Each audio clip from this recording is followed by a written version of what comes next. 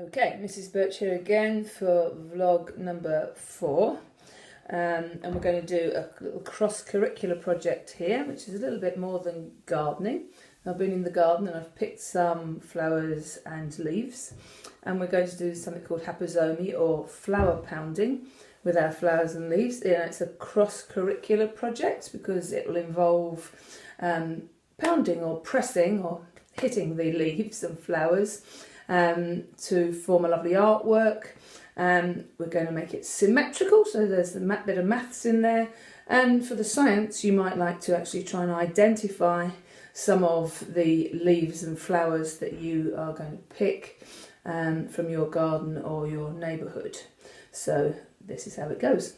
This is bunting that you can make easily from home. Now, I have admittedly cut a little triangle out of an old sheet, but you could equally well use a old handkerchief to use it, as long as the fabric is fairly close weave. So you want something like sheeting or handkerchief that's close together, close knit together, otherwise it won't work so well.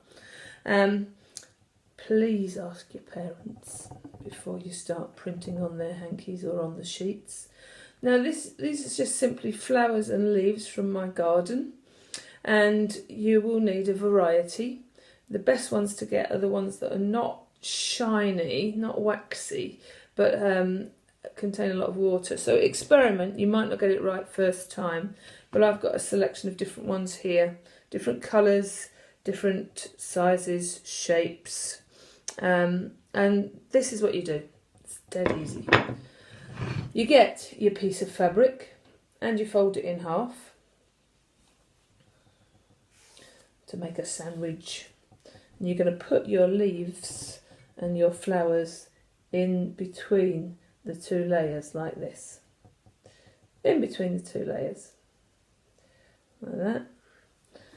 And you're going to put them down flat on, if you've got an old chopping board, I'm using an old shelf that we don't use anymore, like this, an old wooden shelf. It's got to be something hard, not a plastic chopping board that will have some give in it.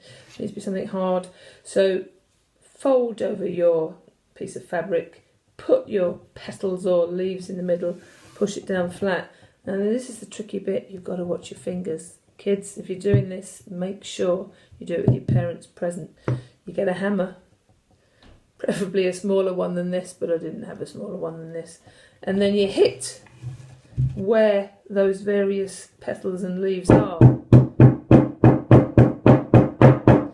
Make sure you go all around the edges, around the periphery, around the margins of the leaves.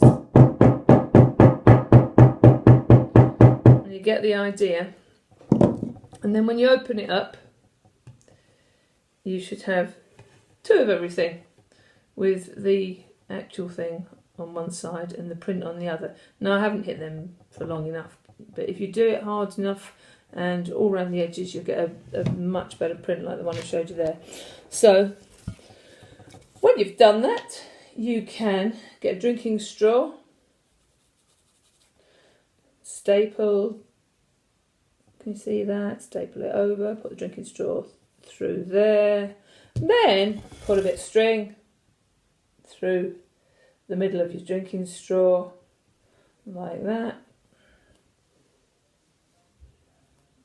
Not going to come out the end, where are you? There it is.